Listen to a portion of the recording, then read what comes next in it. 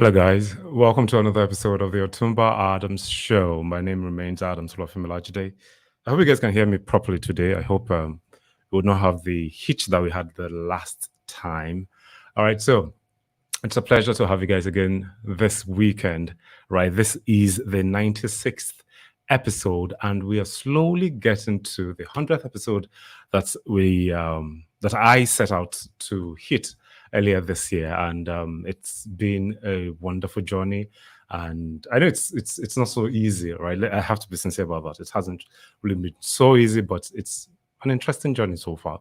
All right, so how has your week been? How have you been? How is life? How is business? How is everything? Now, if this is your first time of being a part of the show, we talk about business, entrepreneurship, and freelancing, and how to grow generally in your business. If you'd like to introduce yourself, you know how we do it. Put your name and your location in the comment section, and I would welcome you specially. All right. So on this episode, I said episode. On this episode, we'll be looking at what type of leader are you in your business? What type of leader are you in your business? All right, because majority of us that are into business, right, we that own our businesses, either you are a sole proprietor of your business or you have staffs with you, you definitely would have a leadership style that you run in your business. And today we'll be looking at the different styles that different people use. And if your style is actually a great style, or if you've been doing it the wrong way and you most likely need to change the pattern in which you have been leading those around you. All right. And so I'll get right into it. Let me quickly get my note out. And if you would like to introduce yourself, as I said earlier, please do that. All right. Okay. So number one on my list is the democratic leadership. All right. Now, as the name implies, if you are the type of leader that uses the democratic setting to make your company work, or use that to lead others, then your type of leadership is democratic leadership. And what do we mean by the democratic leadership? It means that like your style of leadership goes in the line that you allow everybody in your company to air their view, right? And you pay attention to what everybody has to say, meaning that like you get as much contribution from every single member of your team or people in your company, right? You try as much as possible to listen to their own input as to how to make your company better or how to get a particular job done, right? You don't just like you don't sideline anybody. You bring everybody on board, ask them questions like, okay, Mr. A, what do you feel about this thing? How do you think we should go about this thing? And even if the person is a junior staff, like you are willing and you are open to listen to that person, and you try as much as possible to get opinions from every single person within the company. And then when you get their opinion, you either like bring everything together and try to like come up with a new thing or a new path for the company to go, or you put all the decisions to a vote, right? Everybody has contributed one thing or the other, and then you can as well just ask them that, like, okay, now we're going to put these things that we've highlighted out to a vote. Which one do you feel should be the next thing that we should focus on, or which one should be the next thing that like we should actually do as a company? And that in itself is a democratic leadership.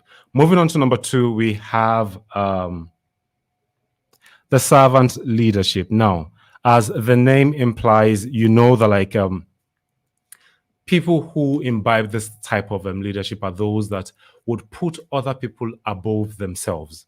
They put other people above themselves, meaning that like they want to see other people grow. They want to see other people within their team give their best. So they are always looking for ways to help other people out, to bring out the best in other people.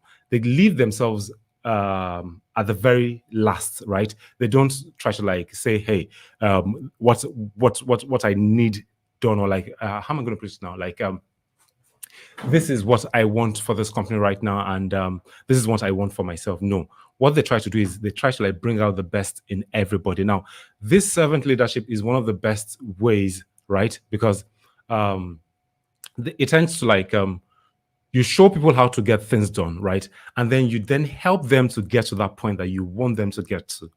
Okay, this is one of the best ways of leadership styles, because if you're trying to like, or if you go down that path, people most likely would always want to like go in the line that you want them to go to, because you have paid attention to them. There's a popular saying that like people do not care how much you know until they know how much you care.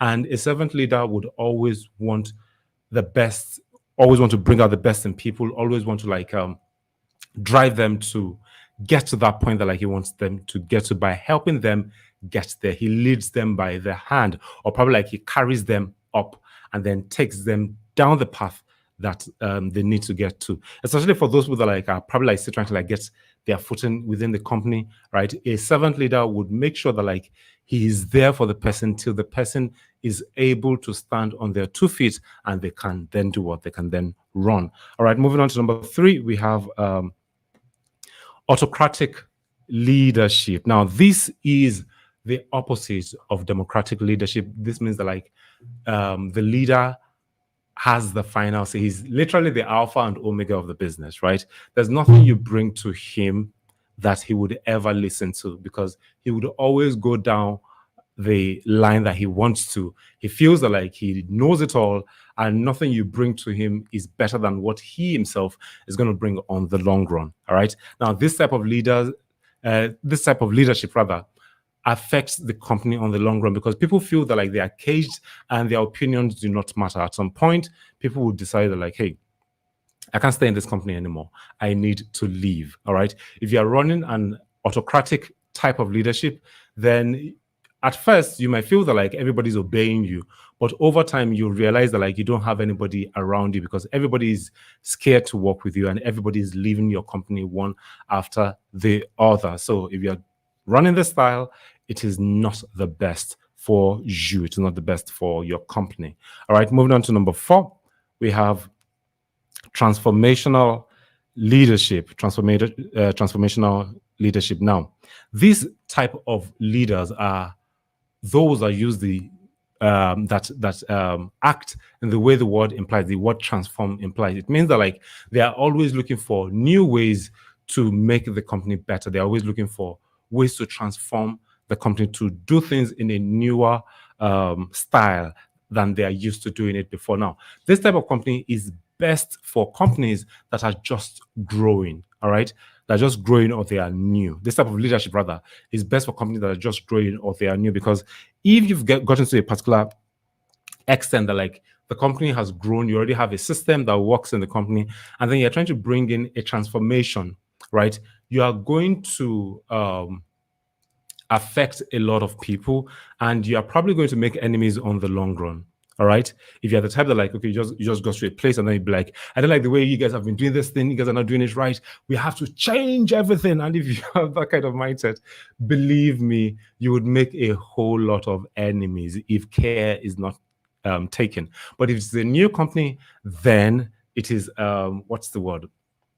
It is easier for you to like create transformation, to create that growth that you're trying to seek. But if it is a company that like has made a name for itself over time, that has a structure that works for them, and have people that have been doing things in a particular way, if you're trying to bring in a new style to them, there'll be a lot of friction, and you really would not do that. There are better ways of doing things, right? But you don't just try to like impose your thought on people, telling them that like, hey, we need to make changes to this, we need to make changes to that. You'd make a whole lot of enemies, okay? So that is number 4 on the list. And then moving on to number 5, we have transactional leadership. Now, this type of leaders are people who give a reward or penalty for anything you do within the company. All right. It's like a give and take type of leadership, meaning that like, you do this thing for me, right? I am going to reward you with this thing. If you do not meet up with that particular thing, you're going to get punished, or you're going to get a repercussion for your actions based on that. I don't know if you guys have ever what's the word?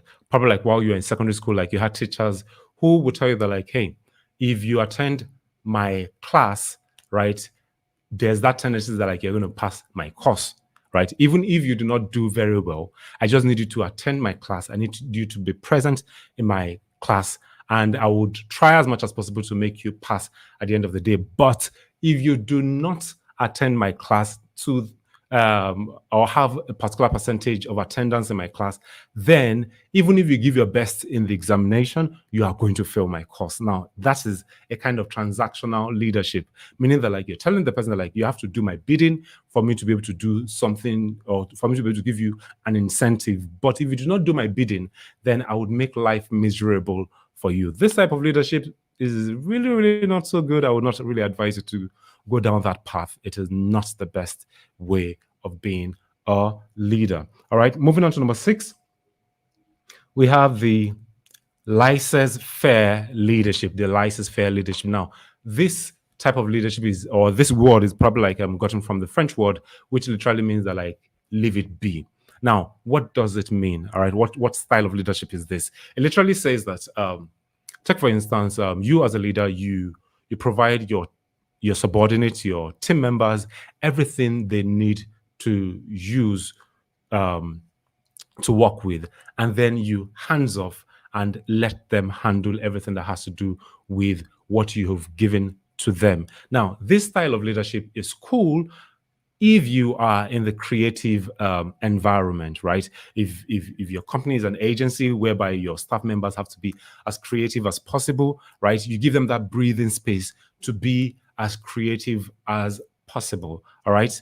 You let them be, let them do their thing. You trust them enough to be able to like deliver quality, and you wait for them to give you feedback on what they have done. Now, one of the downfalls of this style of leadership is that there might be chaos on the long run, right? If people are not put in check, if you do not supervise what they are doing, everybody would want to have a mind of their own. Everybody would want to do what they feel is the creative thing to be done, and everywhere will be a mess on the long run. All right. Now, it is cool if you're in a creative industry, but for other niches, other industries, I would not really advise so much, or I would not really advise it so much for you to go into such. All right. That's number 6. And then moving on to number 7, we have charismatic leadership.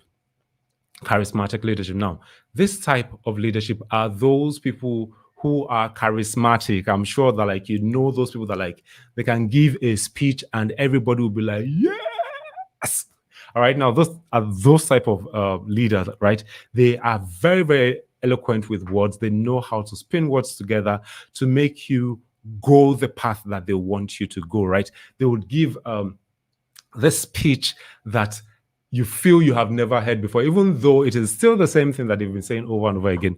But the way they are going to coin that particular words, it would literally uplift your heart. And then you don't know when you start chanting that like, hey, we need to get this done. And then their words would literally like drive you to do what they want you to do. These people are literally like the motivational speakers that we have in Nigeria, all these aspire to acquire, to perspire, and all those kind of things, right?